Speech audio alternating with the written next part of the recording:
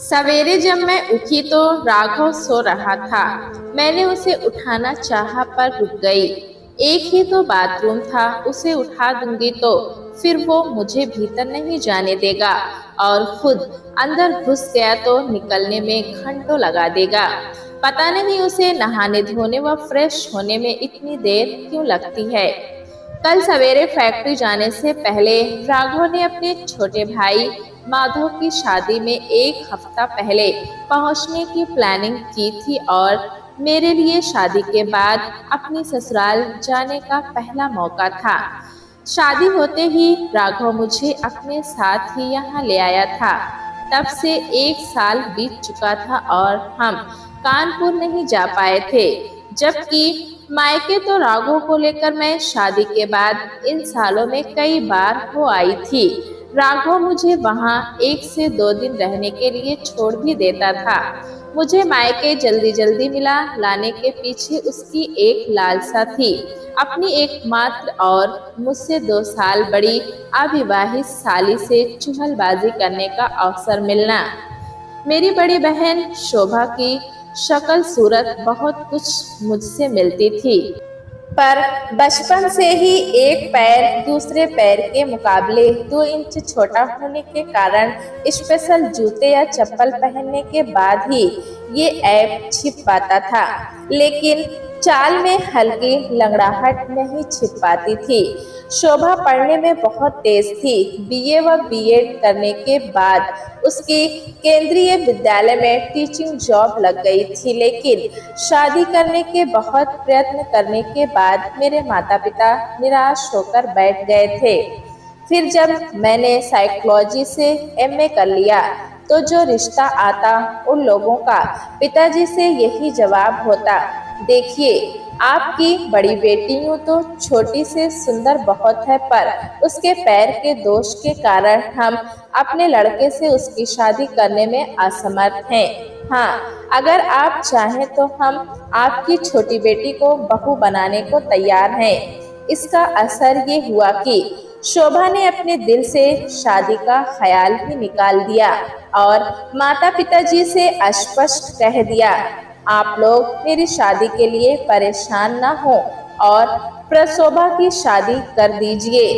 फिर पिताजी भी चाहते थे कि सेवानिवृत्ति से कम एक लड़की की शादी तो कर ही दे। रिश्ते बहुत से आए, पर अब शोभा ने लड़के वालों के सामने आने से ही मना करना शुरू कर दिया और जब राघव का रिश्ता आया तो उसने मुझे अपने कमरे में बुलाया और कहा, पर शोभा, मेरे कारण तू अपनी उम्र के सुंदर वर्ष क्यों खराब किए जा रही है।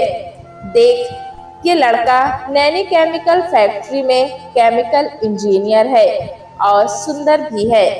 तुझे मेरी कसम, जो मेरे कारण तूने इस रिश्ते से इनकार किया और मेरी शादी राघव से हो गई। राघव दिल का बहुत अच्छा था। जब उसे मैंने शोभा के बारे में बताया तो वो उसके प्रति आदर व सम्मान के भाव से भर गया और पहली बार में ही शोभा से ऐसी दोस्ती कर ली कि दोनों खूब बतियाते। मैं शोभा को हंसते खिलखिलाते देखकर इसलिए खुश हो जाती थी कि कम से कम राघव से मिलकर उसके चेहरे पर ऐसी प्रसन्नता तो दिखती जिसका उसके जीवन में अकाल पड़ चुका था। राघव के साथ वो अपने को बहुत ही सहज पाती थी, इसलिए अपने मोबाइल कैमरे से जब मैं उन दोनों की फोटो खींचकर उसे दिखाती तो वो बहुत खुश हो जाती। ससुराल के मुकाबले मायका इलाहाबाद से करीब ही था। सिराथू इलाहाबाद से 63 किलोमीटर दूर कानपुर रूट पर था। राघव के साथ बाइक पर पीछे बैठकर हम 2 घंटे में सिराथू पहुंच जाते थे, जबकि कानपुर के पास भोगनीपुर तहसील में ससुराल था, जहां पहुंचने के लिए कानपुर तक ट्रेन से जाना उचित रहता था। हमें सवेरे 7 बजे इलाहाबाद से ट्रेन पकड़नी थी, क्योंकि राघव की 1 हफ्ते की छुट्टी स्वीकृत हो गई थी। इसलिए सवेरे मैं जब उठ गई तो चाय की चिंता छोड़कर अपने कपड़े लेकर बाथरूम में घुस गई। ये नैनी में स्थापित केमिकल फैक्ट्री से मिला हुआ दो छोटे कमरे, एक ड्राइंग रूम, किचन और एक बाथरूम वाला आवंटिल फ्लैट था। बाथरूम के साथ ही अटैच टॉयलेट था। मैंने घड़ी देखी, 5:30 बज रहे थे। फटाफट फ्रेश होकर नहाई धोई और तैयार होकर राघव को जगाया। बस बाल काटने रह गए थे। मुझे पता था कि जब तक वो बाथरूम से निकलेगा मेरे बाल भी कट जाएंगे और चाय नाश्ता भी तैयार हो जाएगा। अटैची और बैग तो मैंने कल रात ही तैयार कर लिए थे। सोते हुए राघव को मैंने तेजी से हिलाकर जगाया। सोते रहोगे क्या? उठो, ट्रेन पकड़नी है, समय हो रहा है। वो कुनमुना कर उठ बैठा। उसे उठता देखकर मैंने पलटकर वापस ड्रेसिंग टेबल की तरफ बाल संवारते हुए कदम बढ़ाया ही था कि उसने मेरा हाथ पकड़कर मुझे बिस्तर पर खींच लिया और दबोचकर 4 से 5 चुंबन ले डाले। अरे, ये भी कोई समय है ये सब करने का? जल्दी से उठो और तैयार हो जाओ, वरना ट्रेन छूट जाएगी।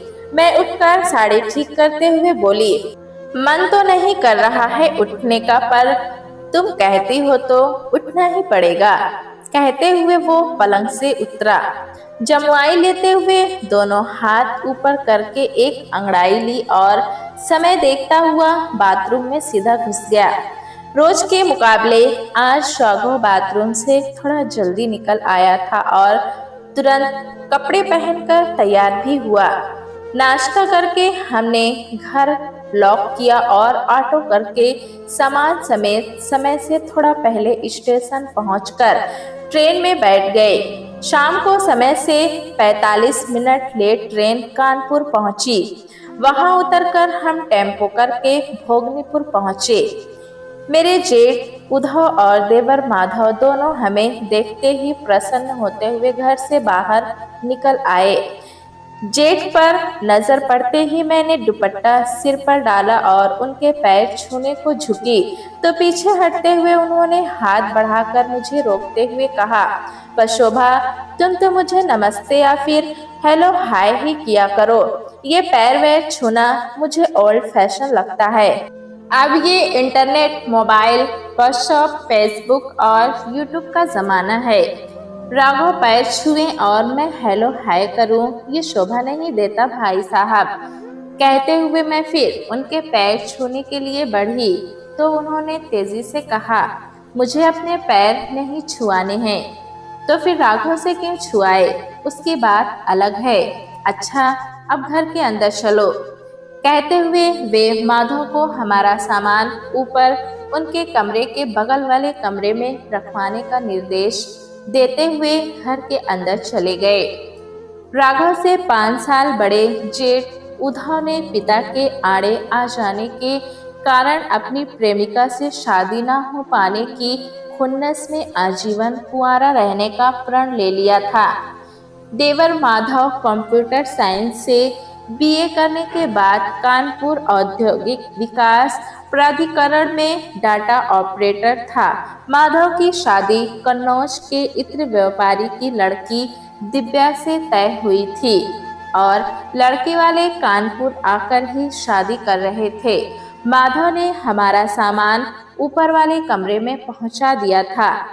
ये ससुर को विरासत में मिला 5 कमरों और एक ड्राइंग रूम तथा बीच में आंगन व बरामदे वाला बड़ा सा पैतृक मकान था। मैंने बाहरी बैठक के कोने में पड़े एक बड़े से मोटे गद्दे और सुंदर से कालीन बिछे दीवान पर बैठे अपने ससुर के पास राघव के साथ जाकर उनके पांव छुए और फिर सास से मिलने अंदर कमरे में पहुंची तो वे अपनी बड़ी बेटी के साथ नई बहू का संदूक तैयार करने में जुटी हुई थीं। मैंने ननद के भी पैर छुए और फिर सास के पास जैसे ही बैठी उन्होंने मेरा हाल चाल पूछने के बाद कहा, बड़ा अच्छा हुआ तू आ गई। मैं और किरण नई बहू की अटैची तैयार करने में जुटे थे। तेरे आ जाने से मेरा काम अब आसान हो जाएगा। माँ की बात खत्म होते ही ननद किरण, माँ मैं अभी आई कहकर कमरे से बाहर चली गई। उनके जाते ही मैं माँ के साथ अटैची सजाने में जुट गई। सास ने बताना शुरू किया, प्रशोभा, मैंने सोने के आभूषण जितने तुझे चढ़ाए थे उतने ही माधव की बहू दिव्या को भी चढ़ा रही हूँ। उसकी मेकअप किट भी तुझे ही सजानी है। सास ये सब बातें कर रही थी कि जेठ उसी कमरे में आकर माँ से बोले, क्या माँ, प्रशोभा को आते ही आपने काम पर लगा दिया। उसने चाय भी नहीं पी, हाथ मुंह तक नहीं धोया। मैंने उनकी बात काटते हुए कहा, भाई साहब, मैं इलाहाबाद से नहा धोकर चली थी। इस पर वे बोले, हाँ हाँ प्रशोभा, जानता हूँ, नहा कर ही चली होगी, लेकिन सफर करके आ रही हो, इसीलिए पहले कुछ खा पी लो, फिर काम में जुटना। हमेशा याद रखो, पहले पेट पूजा फिर काम दूजा। इतना कहकर वे बहुत धीरे से बड़बड़ाए। ये किरण तो शादी के बाद इतनी कामचोर हो गई है कि थोड़ी देर और माँ के पास नहीं बैठ सकती थी।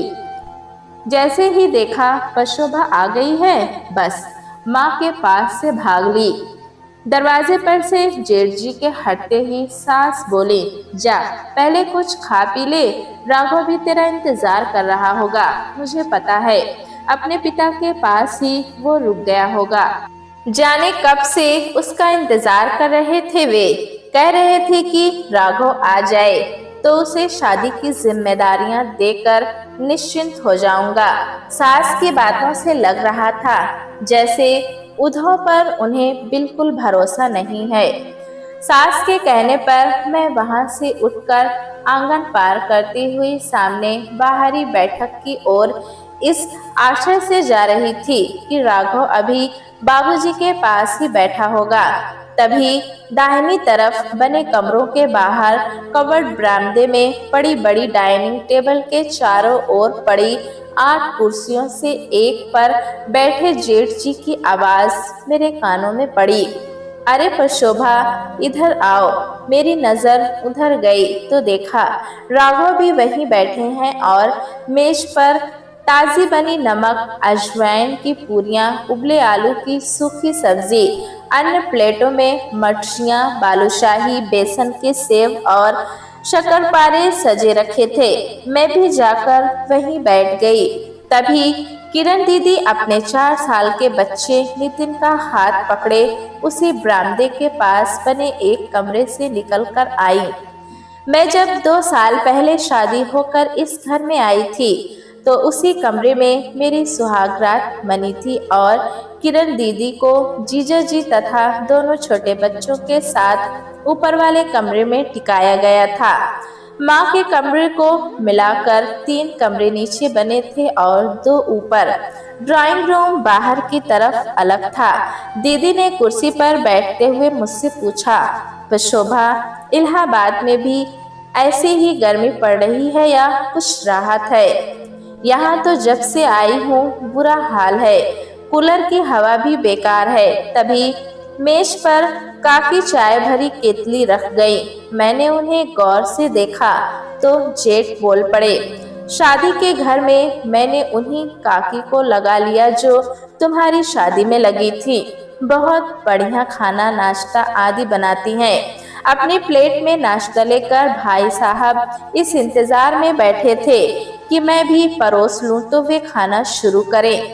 तभी राघव ने अपनी प्लेट में सब्जी पूरी खुद परोसते हुए किरण दीदी से पूछा, दीदी, जीजा जी साथ नहीं आए क्या?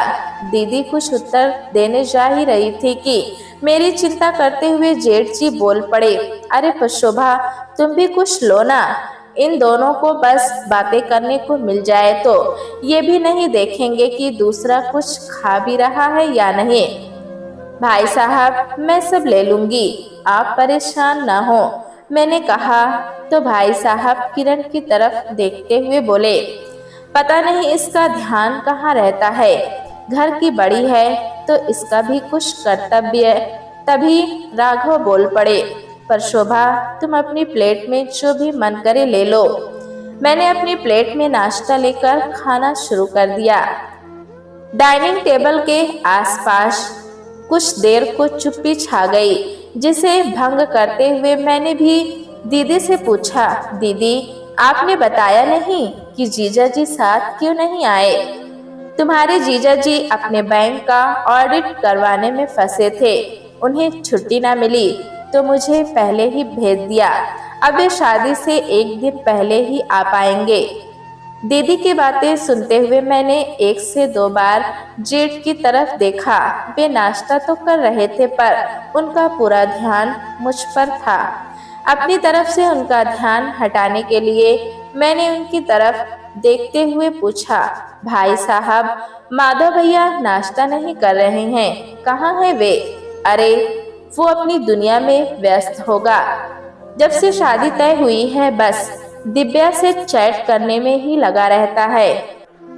तो इसमें क्या बुराई है? यही तो दिन होते हैं जब चैटिंग का अलग ही मजा होता है।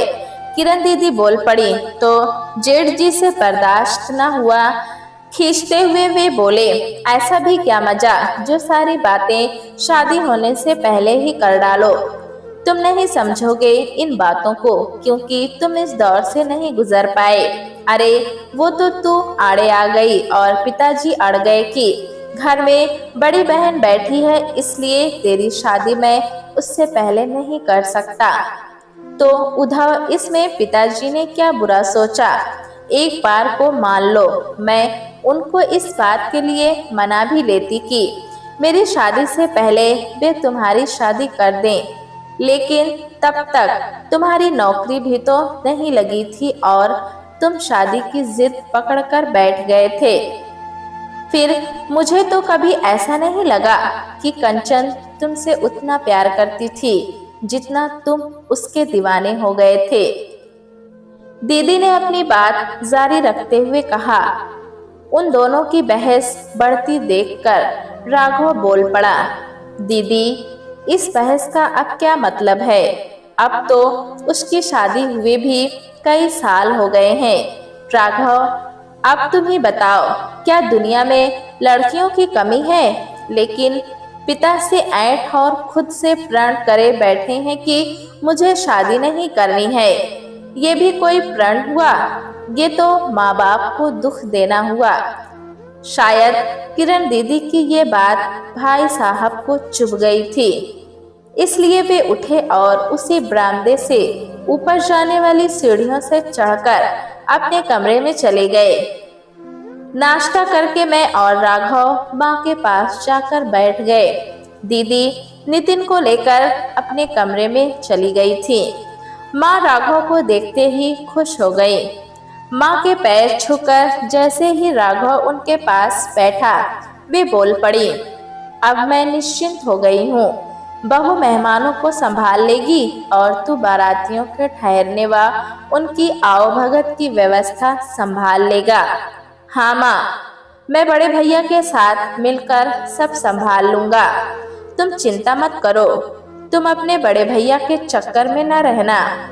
बातें ज्यादा करता है और काम कम। वो तो माधव ने कानपुर में नवीन मार्केट के पास 2 अलग अलग होटलों में समय रहते कमरे बुक ना करा लिए होते तो इस समय हम परेशान हो जाते। माँ ने बताया, ठीक है माँ, पर बारात कन्नौज जाती तो ज्यादा मजा आता। मैंने अपने मन की बात कही तो सास बोली, अरे बेटी, सब तेरे पिताजी की तरह नहीं सोचते हैं कि लड़की की बारात द्वारे आनी चाहिए। अब उन्होंने रोका के समय रुपए हमें पकड़ा दिए और जलवासा, बैंड, घोड़ी, कैटरिंग आदि की सब व्यवस्था कहकर कानपुर से ही शादी करने को कह दिया। राघव के पिताजी ने भी उनकी बात मान ली और बोले, ठीक है, फिर हम भी शादी से 2 दिनों पहले कानपुर के होटल में शिफ्ट हो जाएंगे। अपनी बातें पूरी करके सास चुप हो गई तो राघव ने माँ को तसल्ली दी, ठीक है माँ, अच्छा ही हुआ। भोगनीपुर में कानपुर जैसी व्यवस्था हो भी नहीं पाती। पिताजी ने ठीक ही किया। अब मैं आ गया हूँ। कल माधव के साथ कानपुर जाकर सारी व्यवस्था समझ लेता हूँ। फिर राघव मुझे बहू के नए सूटकेस में साड़ियां जमाते देखकर बोला, अरे पर शोभा, माँ को कांजीवरम की वो साड़ी भी तो लाकर दिखाओ जो हम दिव्या को देने जा रहे हैं, और चांदी की करधनी भी लेती आना। राघव ने कहा तो मैं उठकर ऊपर चली गई जहां हमारा सामान रखवा दिया गया था। ऊपर पहुंचकर मैं जेठ के कमरे के सामने से गुजरती हुई अपने कमरे की ओर बढ़ रही थी कि मेरे पैरों से चलने के कारण बजने वाली पायल की आवाज सुनकर जेठ जी ने कमरे के भीतर से पुकारा, अरे शोभा, इधर आओ ना, तुम्हारे लिए एक सरप्राइज है। मैं उनके कमरे के दरवाजे पर खड़ी होकर बोली, कैसा सरप्राइज है भाई साहब? अरे अंदर तो आओ, कहकर वे पलंग से उठकर खड़े हुए और अपनी वार्डरोब से एक पैकेट निकालकर मुझे देते हुए बोले, ये बनारसी साड़ी है और इसके साथ पेटीकोट व ब्लाउज भी है। शायद ये तुम्हारे लिए ही अब तक रखी है। इसे शादी वाले दिन जब तुम पहनोगी तो शायद ही पूरी बारात में तुमसे सुंदर कोई और दिखाई दे। और वैसे भी कंचन के बाद अगर कोई मुझे अच्छा लगा तो वो तुम ही हो। लेकिन भाई साहब, राघव ने मुझे इलाहाबाद से मेरी पसंद का बहुत ही सुंदर लहंगा चोली सेट दिलवा दिया है। मैं तो बारात वाले दिन वही पहनूंगी। मैंने ये कहा तो उनके चेहरे पर अजीब से भाव उभरे। वार्डरोब बंद करके मेरी ओर बढ़ते हुए बोले, ठीक है, इसे परसों लेडीज संगीत वाले दिन पहन लेना। कितने प्यार से मैंने अब तक इसे संभाले रखा है। अब मेरी तो दुल्हन आने से रही, तुम ही इसे पहन लो। भावनाओं में बहकते हुए वे मेरी ओर साड़ी का पैकेट लिए बढ़ते चले आ रहे थे। मैं उनकी आंखों में उभरते उन्माद को लगातार परख रही थी। फिर जब दूरी 1 मीटर के आसपास की रह गई तो मेरी आंखों की स्थिरता व चेहरे की दृढ़ता देखकर वे वहीं रुककर बोले, तुम्हें मुझसे डरने की जरूरत नहीं है। तुम मेरे कमरे में बेहिचक चली आया करो। देखो, मैंने अपने कमरे को आधुनिक रूप से बनवा लिया है। यहाँ अटैच लैट्रिन बाथरूम में मैंने गीजर, शावर और सारी लेटेस्ट फिटिंग्स के साथ कमरे में एसी भी लगवा रखा है। तभी नीचे से राघव की आवाज आई, अरे शोभा, कहाँ रह गई? एक साड़ी लेने में इतनी देर? राघव की आवाज सुनकर मैंने तुरंत जवाब दिया, बस 2 मिनट में आ रही हूँ जी। फिर धीरे से जेठ जी से बोली, भाई साहब, अभी साड़ी आप अपने पास ही रखिए। मुझे जिस दिन पहननी होगी मैं आपसे मांग लूंगी। इतना कहकर मैं तुरंत वहां से हट गई और पास के उस कमरे में तेजी से घुस गई जहां मेरा सामान रखा हुआ था। अंदर से दरवाजा बंद करके पहले बाथरूम में घुसी। ये बाथरूम भी अटैच और साफ सुथरा था, लेकिन जैसी व्याख्या भाई साहब ने अपने बाथरूम की थी वैसा नहीं था और एसी की जगह कमरे में कूलर लगा था। फ्रेश होकर मैंने जल्दी से अटैची खोलकर अपनी होने वाली देवरानी को देने वाली इलाहाबाद से खरीदी हुई साड़ी व चांदी की करधनी निकाली तथा फिर से अटैची बंद करके दरवाजा खोलकर भाई साहब के कमरे के सामने से तेजी से गुजरती हुई सीढ़ियों से नीचे उतर चली गई। मैंने महसूस कर लिया था कि भाई साहब मुझे रोकने या मुझसे कुछ कहने के इरादे से अपने कमरे के दरवाजे पर ही खड़े हैं, पर इस बात से अनजान होने का नाटक करते हुए मैं फटाफट सीढ़ियां उतरकर माँ वाले कमरे में पहुंच गई। बड़ी देर तक मैं और राघव माँ के साथ बैठकर शादी की तैयारियां करते रहे। फिर कल पूरे दिन की योजना बनाकर सीढ़ियां चढ़कर अपने कमरे में आ गए। भाई साहब ने एसी चलाकर अपना कमरा बंद कर लिया था और पता नहीं सो रहे थे या जाग रहे थे। कूलर आवाज बहुत कर रहा था। मैं अपना नाइट गाउन पहनकर राघव के पास आकर लेटी ही थी और अभी कुछ देर पहले का जेठ जी वाला किस्सा बताने जा रही थी कि ऐसा लगा कि बाहरी दरवाजे पर कोई दस्तक दे रहा है। राघव बोला, लग रहा है कोई दरवाजा खटखटा रहा है। देखता हूँ उठकर। राघव दरवाजे की तरफ बढ़ने लगा तो मैंने कहा, अगर भाई साहब हो तो तुम उनको कमरे के अंदर लिए ना चले आना, मैं गाउन पहन चुकी हूँ। ज्यादा देर तक बात करनी हो तो उन्हीं के कमरे में चले जाना। मुझे पूछे तो कह देना सो गई है। इतना कहकर मैं चादर के भीतर घुस गई और मुंह ढककर लेट गई।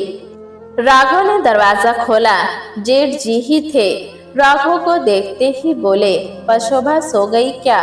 शायद राघव ने हाँ कहा होगा, क्योंकि कूलर की आवाज में शब्द अस्पष्ट नहीं सुनाई दे रहे थे। फिर भी जो मेरे कानों में पड़ा उससे मैंने अनुमान लगाया कि वे कह रहे थे, बड़ी जल्दी सो गई। मैं तो तुम दोनों को अपने कमरे में सोने के लिए बुलाने आया था। चलो कोई बात नहीं, अब तुम भी सो जाओ, कल सवेरे बातें करेंगे। मैंने कमरे का दरवाजा बंद होने की आवाज सुनी तो अपने मुंह पर ढकी चादर हटाते हुए राघव को देखा। फिर उसे कमरे की लाइट बंद करने का इशारा किया। जब वो मेरे पास आकर उसी चादर में घुस गया तो मैं उससे चिपटकर लेट गई। मेरे अनुमान से रात को 1 तो बज ही गया होगा, इसलिए मैं भाई साहब से हुई अपनी बातचीत राघव को इस समय भी ना बता पाई। बस उसकी बाहों में सिमट कर सो गई। सवेरे दरवाजा खटकने की आवाज से मेरी और राघव की एक साथ ही आंख खुल गई। राघव तो कूलर बंद करके दरवाजा खोलने बढ़ गया और मैं इस आशंका से कि कहीं जेठ जी ना हो उठकर सीधे बाथरूम में घुस गई। जेठ जी ही थे, क्योंकि उनकी आवाज मेरे कानों में अस्पष्ट आ रही थी। कितना सोते हो तुम लोग? 8 बजने वाले हैं। मैं बेड टी पीने के बाद कब से तुम दोनों का इंतजार कर रहा हूँ। चलो नीचे चलकर चाय पीते हैं। भाई साहब आप चलो, हम फ्रेश होने के बाद ब्रश करके अभी आते हैं। राघव की आवाज थी, मैं तुम दोनों के साथ ही नीचे उतरूंगा, लेकिन भाई साहब अभी तो पशोभा बाथरूम में घुसी है, नहाकर ही वो निकलेगी तभी मैं नहाने के बाद तैयार करके ही नीचे उतरूंगा। आज माधव के साथ जाकर बहुत से काम करने हैं। आप चलो भाई साहब, हम पहुंचते हैं। मुझे पता है कि तुम नहाने में कितना समय लगाते हो। तुम ऐसा करो कि अपना तौलिया वगैरह ले लो और चलकर मेरे बाथरूम में ही नहा लो। आओ चलो। ठीक है भाई साहब, ऐसा ही करते हैं। इसके बाद एकदम से चुप्पी छा गई। मैंने पदचाप से अनुमान लगाया कि राघव ने कमरे में आकर बैग से अपना टूथब्रश और तौलिया आदि लिया और भाई साहब के साथ उनके कमरे में फ्रेश होने के लिए चले गए। बाहर कमरे की शांति से निश्चिंत होकर मैं धीरे से बाथरूम से बाहर निकली। अटैची में से जल्दी से अपनी ब्रा, पेटीकोट, ब्लाउज और तौलिया लेकर गुसल खाने में फिर घुस गई। साड़ी निकालकर पलंग पर ये सोचकर रख दी कि नहाने के बाद बाहर निकलकर ढंग से पहनूंगी। नहा धोकर मैं तौलिए से सिर के बाल पोंछती हुई पेटीकोट व ब्लाउज पहने जब बाहर निकली तो ड्रेसिंग टेबल के पास से आवाज आई, परशोभा वास्तव में तुम बहुत सुंदर हो।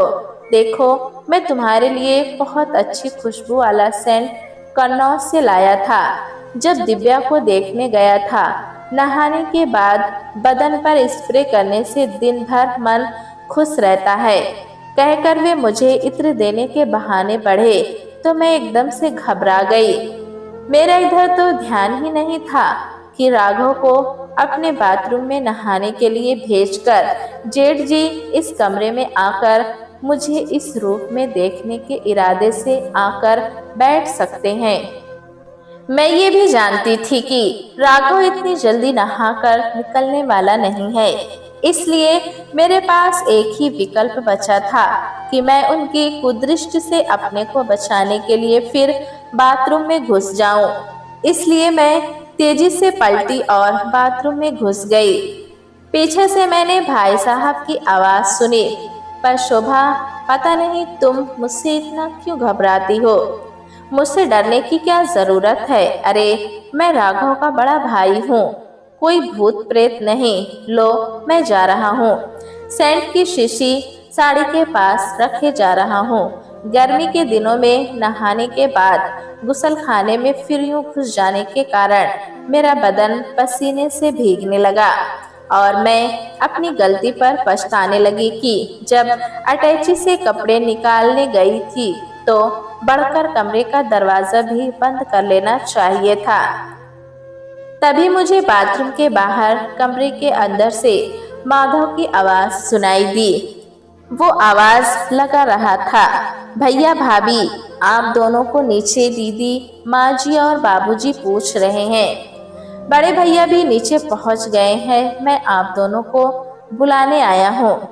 माधव की आवाज सुनकर मुझे राहत मिली और मैं अंदर से चिल्लाई, माधव भैया, वहाँ पलंग पर पड़ी मेरी साड़ी मुझे पकड़ा दो और भाई साहब के कमरे में जाकर उनके बाथरूम का दरवाजा खटखटा दो, वरना तुम्हारे राघव भैया दिन भर नहाते ही रहेंगे।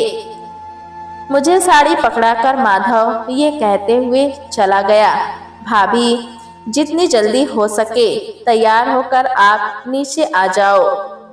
मैं भैया को भी उस बाथरूम से निकालता हूँ। उसके जाते ही मैं बाथरूम से बाहर निकली, कमरे का कूलर चलाया और जल्दी से तैयार हो गई।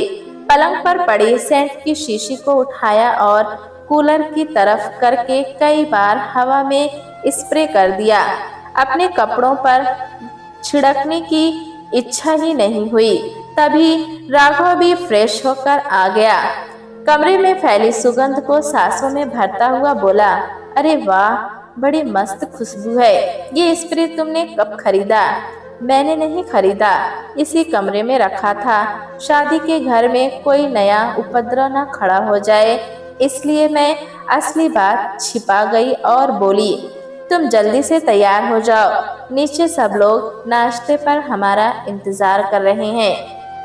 नाश्ते की मेज पर इस समय 8 कुर्सियां भरी थी। माँ, पिताजी, जेठ जी, दीदी, नितिन और माधव के साथ साथ जब मैं और राघव भी बैठ गए तो हमारा ज़्यादा इंतज़ार न करते हुए माँ जी, पिताजी, दीदी और नितिन ने तो नाश्ता शुरू कर दिया था और लगभग खत्म पर भी था। माधव ने भी स्लाइस बटर का पीस उठाकर खाना शुरू कर दिया था, पर जेठ जी अपने प्लेट में नाश्ता परोसे बैठे थे। मैंने जानबूझकर उनकी तरफ नहीं देखा, लेकिन मुझे आभास था कि वे मेरे चेहरे के भाव पढ़ने का प्रयास कर रहे थे। तभी पिताजी ने माधव से पूछा, बेटे, आज का क्या प्रोग्राम बनाया? अब हमारे पास 2 दिन ही बचे हैं। हमें रिश्तेदारों के आने से पहले सारे जरूरी सामान के साथ कानपुर पहुंचकर होटल में शिफ्ट हो जाना है। हाँ पिताजी, मैं और राघव भैया नाश्ता करके निकल रहे हैं। बड़े भैया को कैटरर से मिलकर मैरिज वाले दिन का पूरा मेनू सेट करना है। माधव ने जैसे ही अपनी बात खत्म की, जेठ जी बोल पड़े, मैंने फोन पर कैटरर को सारे मेनू डिक्टेट कर दिए हैं, तुम लोगों को परेशान होने की जरूरत नहीं है। भाई साहब ने अपनी बात खत्म ही की थी कि दीदी बोल पड़ी, फिर भी उद्धव, एक बार कैटरर से मिल लेने में कोई बुराई तो नहीं। आखिर घर में बैठे रहने से तो अच्छा है कि शादी की सारी तैयारियां पुख्ता कर ली जाएं। अब दिन ही कितने रह गए हैं। जेठ जी को पता नहीं दीदी के द्वारा कही हुई हर बात से इतनी चिढ़ क्यों थी। तपाक से बोल पड़े, तुम्हें तो मेरे हर काम में, हर चॉइस में खोट ही दिखता है, इसमें खोट की क्या बात है? लड़की वालों ने जब सारी जिम्मेदारी हमको दे दी है और सारी व्यवस्थाओं के लिए रुपए भी पकड़ा गए हैं, तो हमारा कर्तव्य भी कुछ बनता है। किरण, तुम मुझे कर्तव्य ना समझाओ। जेठ जी गुस्से में आ गए। शायद मेरी उपस्थिति के कारण वे दबना नहीं चाहते थे। दीदी और उनकी उम्र में कोई 1.5 साल का अंतर था, जबकि उन दोनों के बाद राघव 5 साल और राघव के 2 साल बाद माधव हुआ था। इसलिए किरण दीदी को बचपन से ही वे बराबर का सा समझते थे। बात बढ़ती देख माताजी ने दोनों को डांटकर चुप कराया। फिर बेटी को समझाते हुए बोली, किरण, तू चुप रहा कर। जानती है ना कि ये बातों में तुझसे दबने वाला नहीं है। राघव और माधव उनसे काफी छोटे होने के कारण चुपचाप नाश्ता कर रहे थे और पिताजी ने वहां से उठ जाना ही उचित समझा। उन्होंने उठकर ड्राइंग रूम की तरफ कदम बढ़ाते हुए राघव और माधव से कहा, तुम दोनों नाश्ता करके मुझसे मिलते हुए जाना। पिताजी के उठते ही जेठ जी भी उठ खड़े हुए। फिर माँ जी से बोले, माँ, इसको समझा दो, ये मुझे राय ना दिया करे, सारा मूड खराब कर देती है। थोड़ा रुक कर वे माँ जी से फिर बोले, अब मैं कुछ देर के लिए ऑफिस जाऊंगा, तभी मूड ठीक होगा। लेकिन तूने तो पूरे 10 दिन की छुट्टी ले रखी है। घर में बैठकर भी क्या करूंगा? कौन है जो यहाँ मेरी कद्र कर रहा है? मैंने इतनी देर में एक बार भी उनकी तरफ देखने का प्रयास नहीं किया था। जैसे ही उनके मुंह से ये शब्द निकले, मैंने उनकी तरफ देखा। उन्होंने दीदी के साथ साथ मुझ पर भी व्यंग कसा था। मैं कसमसा कर रह गई। मन तो हुआ कि बोल दूं कि भाई साहब, कद्र तो इंसान के व्यवहार और आचरण से होती है, पर शादी के घर में मेरी बात कोई बुरा असर न डाल दे, इसलिए चुप रह गई। राघव और माधव भी नाश्ता करके उठ खड़े हुए। जेठ जी पहले किरण को फिर मुझे घूरते हुए सीढ़ियां चढ़कर ऊपर चले गए। उनके जाते ही दीदी ने माँ से कहा, उद्धव के व्यवहार के कारण ही मेरा मायके आने का मन ही नहीं करता है। पता नहीं क्यों अब तक वो अपने कुंवारे रहने का कारण मुझे ही समझता है। छोड़ इन बातों को, उसका स्वभाव ही ऐसा है। तू बस ये शादी निपट जाने दे, फिर मैं निश्चिंत हो जाऊं। ये तो शादी करने से रहा कितनी उम्र हो गई होगी भाई साहब की? मैंने माँ जी से पूछा। किरण से 1.5 साल ही तो छोटा है। किरण 33 साल की हुई है तो ये 31 तो पूरे कर ही चुका है। पढ़ने में भी तेज था, पर कंचन के चक्कर में अपना जीवन बर्बाद करके बैठ गया। कहते हुए माँ जी भी उठ खड़ी हुई और अपने कमरे की तरफ बढ़ती हुई बोली, पर शोभा, आज तुझे दिव्या का श्रृंगार बक्सा तैयार करना है। हाँ माँ, आप निश्चिंत रहो, मैंने उन्हें तसल्ली दी। वो दिन अभी आधा ही गुजरा था। जेठ जी करीब 2 घंटे बाद ऊपर से बाहर जाने के लिए तैयार होकर उतरे। हो सकता है उन्होंने मेरा इंतजार किया हो कि मैं शायद किसी काम से ऊपर अपने कमरे में जाऊं, लेकिन पता नहीं क्यों भाई साहब के अकेला होने तथा एक अज्ञात सी आशंका के कारण मैं नहीं गई ऊपर। जाने से पहले जेठ जी सासू माँ के कमरे में आए, मुझे घूरा और जब मैंने नजरें उठाकर उन्हें देखा तो वे बोले, पर शोभा, तुम्हें बाजार से तो कुछ नहीं मंगाना है? नहीं भाई साहब, परसों तो हमें राघव बता रहे थे कि जहाँ हमारा होटल बुक है वहीं पास में मार्केट है। मुझे जो भी लेना होगा वहीं राघव के साथ जाकर ले लूंगी। जेठ जी लगातार मुझे देखे जा रहे थे। मैंने मुस्कुराते हुए अपनी बात जारी रखी। भाई साहब, आप परेशान ना हो और ऑफिस चले जाएं।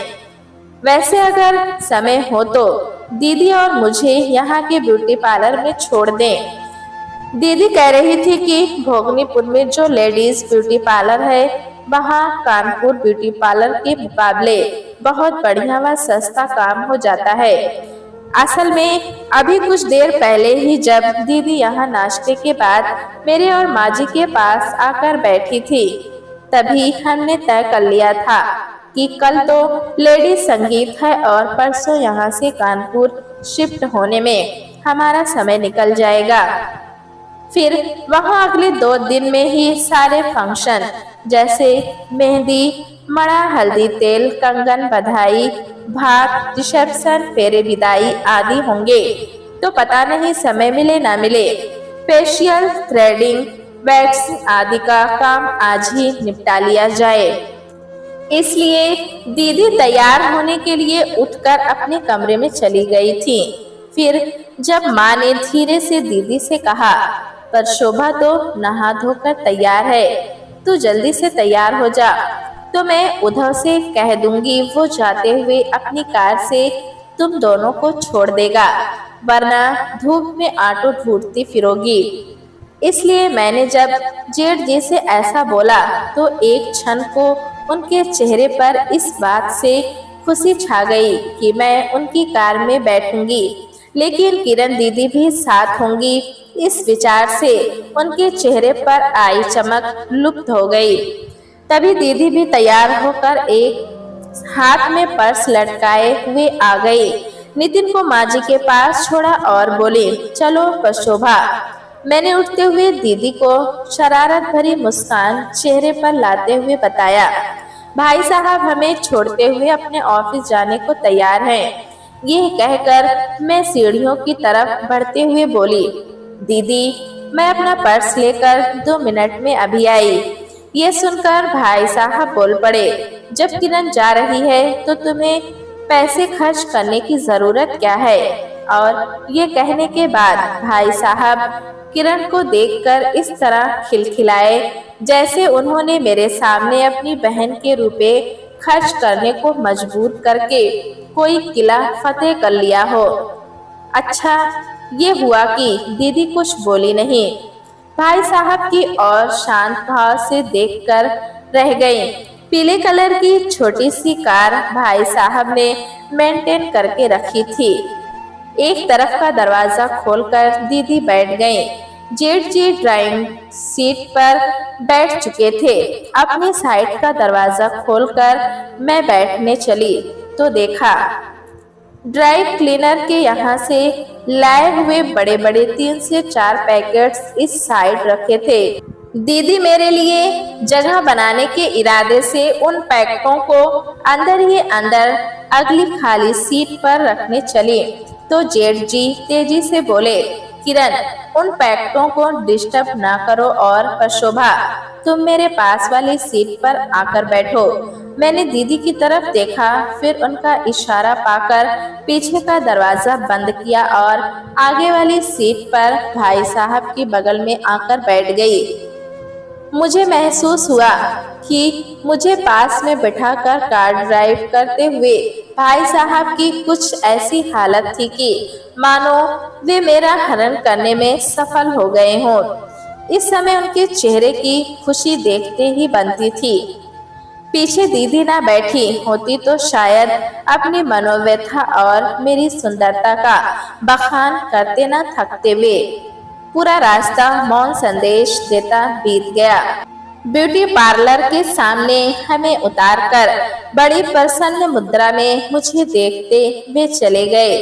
ब्यूटी पार्लर से ऑटो में लौटते हुए मैंने छेड़ा, दीदी मुझे लगता है कि भाई साहब को भी अब एक लाइफ पार्टनर की जरूरत है। हाँ मैं भी ऐसा ही महसूस करती हूँ, पर अपनी ऐंठ और पिताजी को दुख देकर पता नहीं उसे क्या मिल रहा है।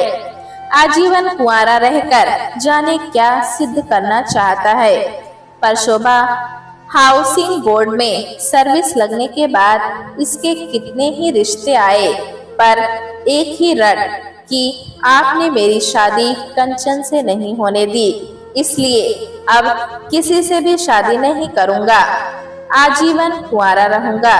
दीदी अगर आप कहो तो मैं उन्हें शादी कर लेने के लिए राजी करूं। अरे कुछ नहीं होगा पर शोभा, जो मनोरोगी हो जाते हैं वे किसी की बात नहीं सुनते।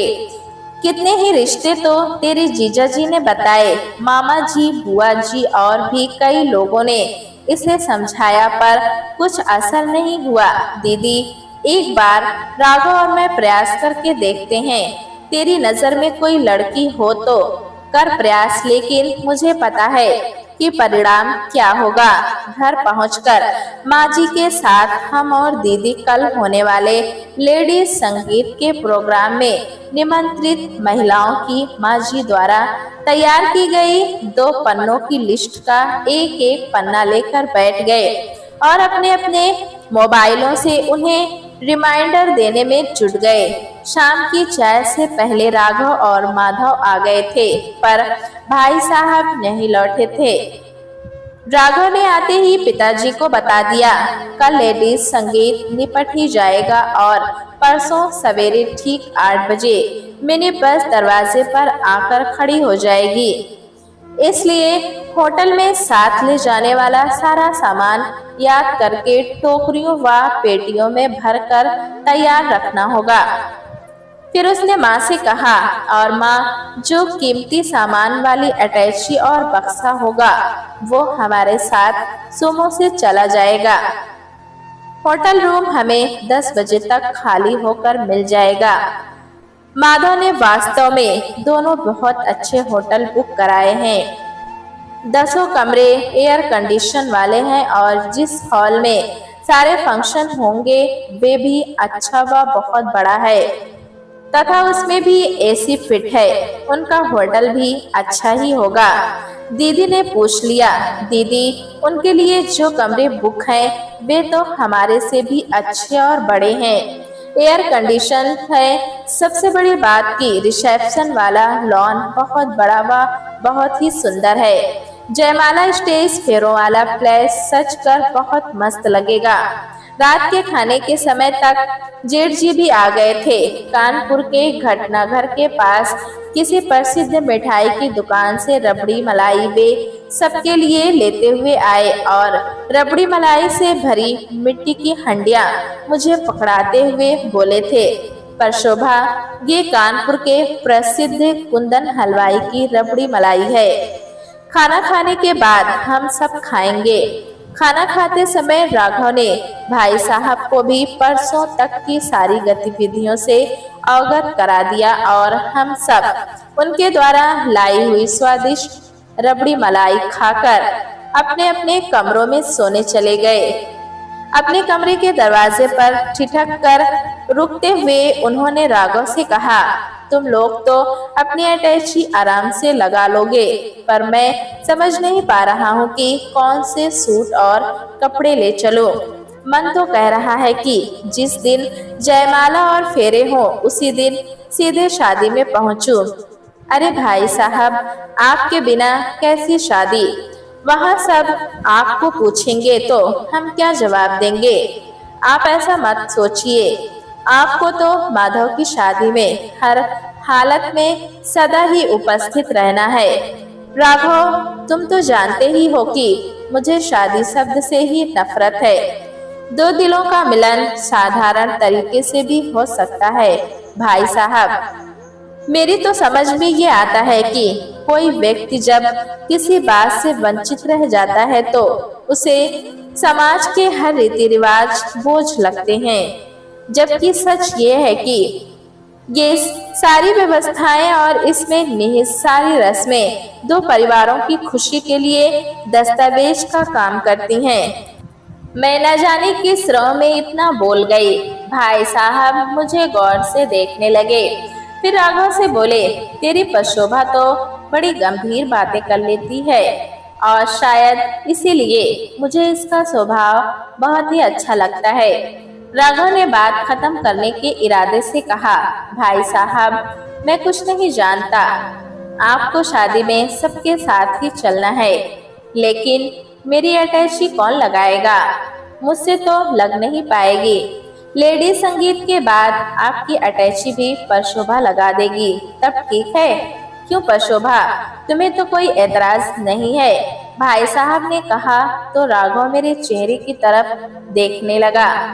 मैंने राघव की आंखों में झांकते हुए मौन संकेत से पूछा, अब क्यों मेरी तरफ देख रहे हो? किसी बात की हामी भरने से पहले मुझसे पूछने की जरूरत नहीं थी क्या? उसने आंखों से ही मनोहार भरी और मैंने भाई साहब की अटैची लगाने का बेड़ा अपने सिर पर ले लिया। रात में सोने से पहले मेरे करीब लेटते हुए राघव अपनी सफाई में खुद ही बताने लगा, पर शोभा, आज मैं और माधव भाई साहब के कारण ही इंजीनियर बन पाए हैं। उन्होंने प्रतियोगी परीक्षाओं में हमारे साथ रात रात भर जागकर तैयारी करवाई थी, तो खुद क्यों अपना कैरियर खराब करके बैठ गए और हाउसिंग बोर्ड में बड़े बाबू बनकर रह गए। पर शोभा, इंटर की परीक्षा देने के बाद भाई साहब ने भी इंजीनियरिंग का एग्जाम पास कर लिया था और उनका मैकेनिकल शाखा में एडमिशन भी हो गया था, लेकिन उसी बीच एक लड़की से इश्क के पागलपन में इन्होंने अपना कैरियर बर्बाद कर लिया। उससे शादी न कर पाने के कारण अपनी जिद में इंजीनियरिंग की पढ़ाई अधूरी छोड़ दी और बड़ी मुश्किल से ग्रेजुएशन करके कानपुर हाउसिंग बोर्ड में नौकरी पाई है। वो सब तो ठीक है, पर शादी न करने का प्रण इस घर में आने वाली नई बहू के लिए भारी पड़ सकता है।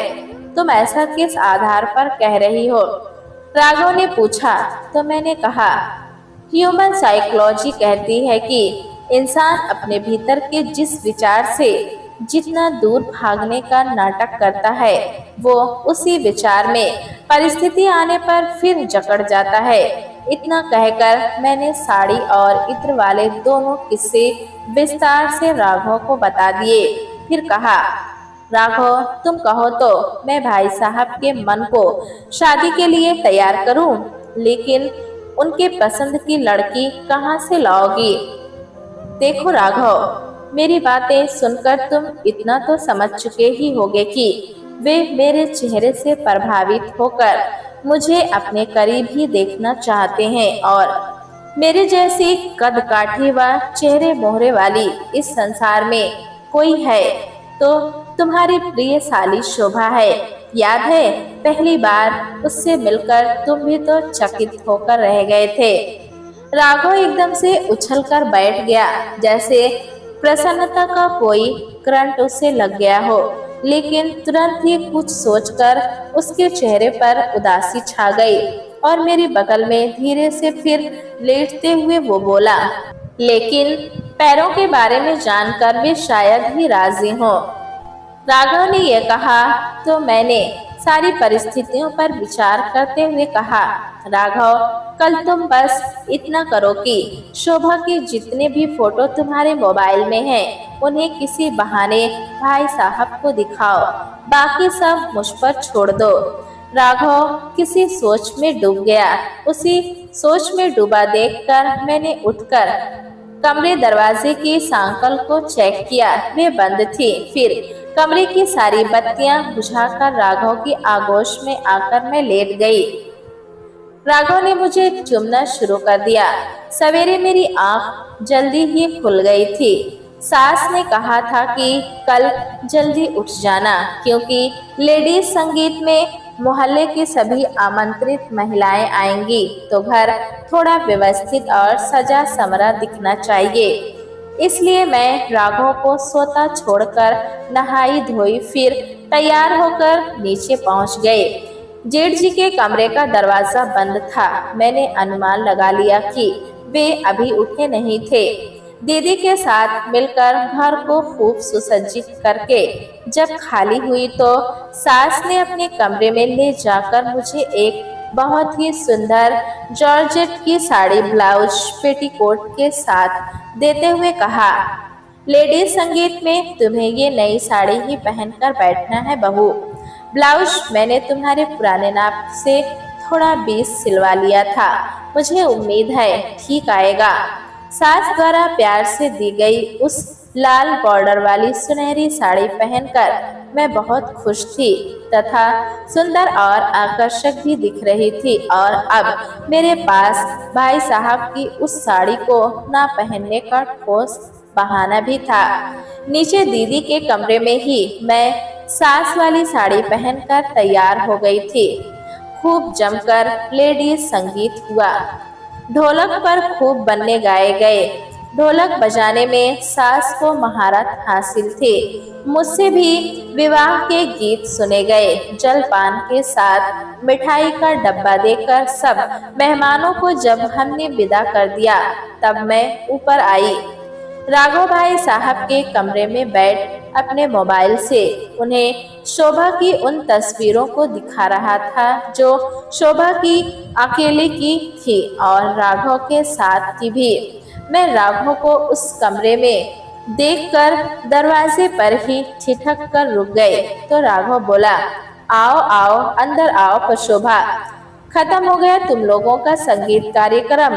भाई साहब जो मोबाइल की फोटोज देखने में मशगूल थे मुझे सुंदर सी साड़ी पहने देखकर देखते ही रह गए।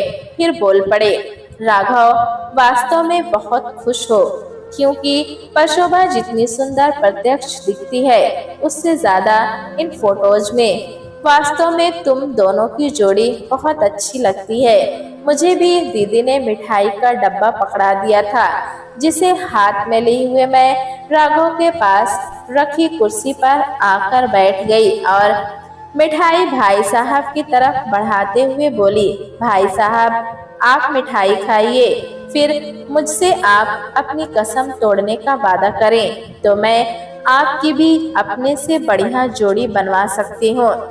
ऐसा नहीं हो सकता परशोभा, क्योंकि मुझे अपने जीवन में कंचन के बाद कोई अच्छा लगा तो वो तुम और तुम मेरे प्रिय भाई राघव की जीवन संगनी हो। तो अब मेरा जीवन ऐसे ही बीत जाएगा। ये कहकर भाई साहब फिर मोबाइल की फोटोज को देखने लगे।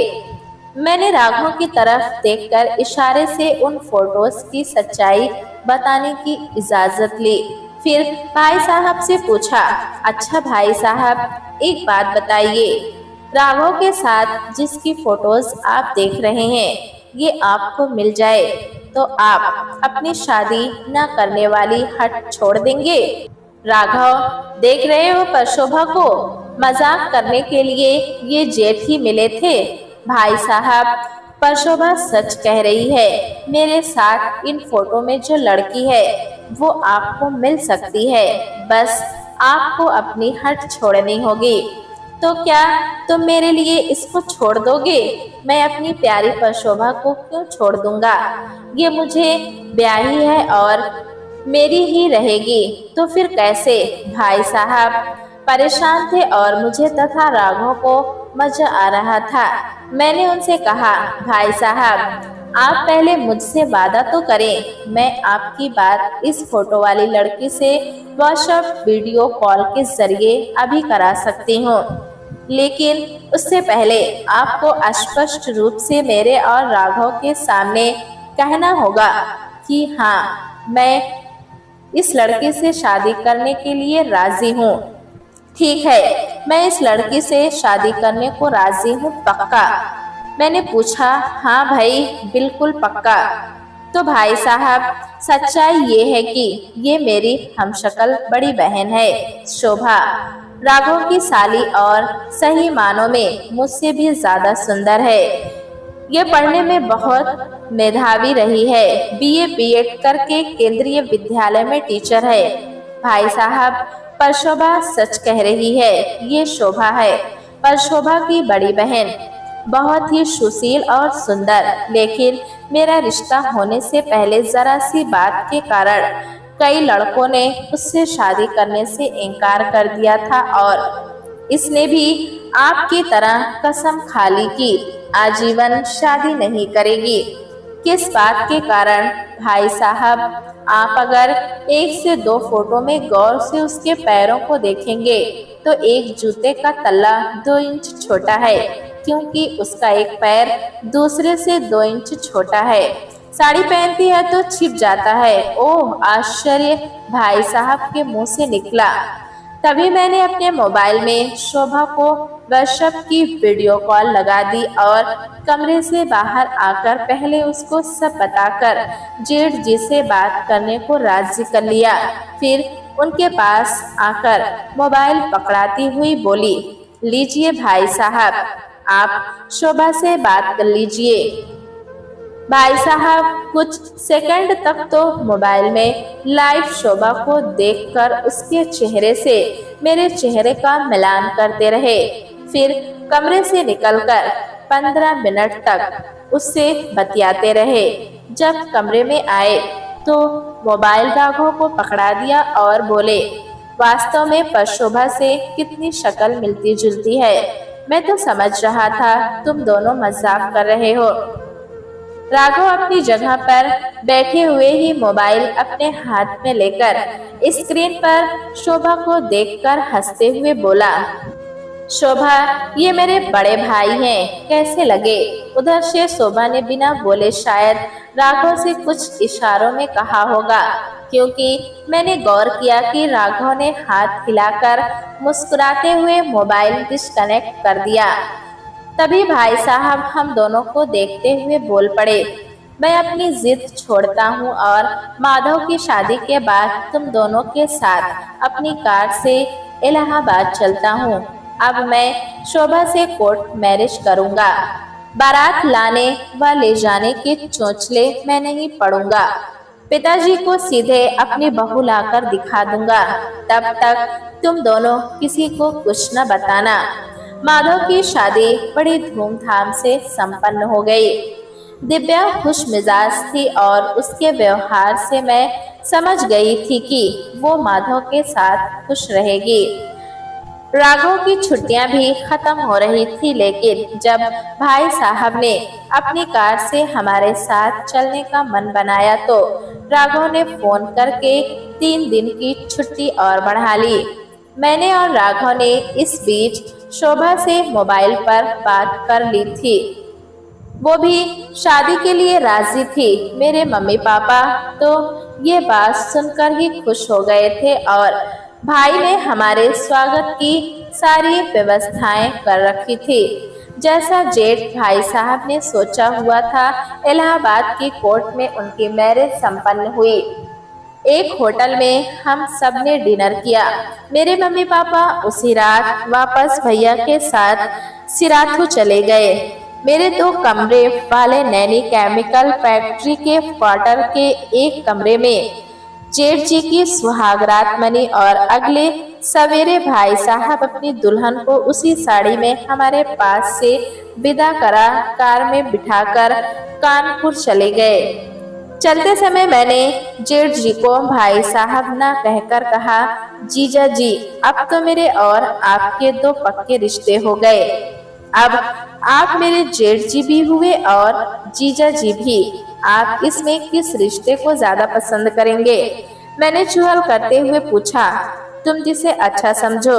वे हंसते हुए बोले तो मैंने भी खिलखिलाते हुए कहा, आप मुझे जो भी पुकारे, पर मैं तो आज और अभी से आपका नामकरण रखती हूँ जेठ जीजा जी। मैंने ये कहा तो राघव, शोभा और भाई साहब के साथ मैं भी हंस पड़ी। कार फैक्ट्री कैंपस के बाहर जा चुकी थी। मेरी खुशी का कोई ठिकाना न था। राघव से मेरी खुशी छिपी न थी।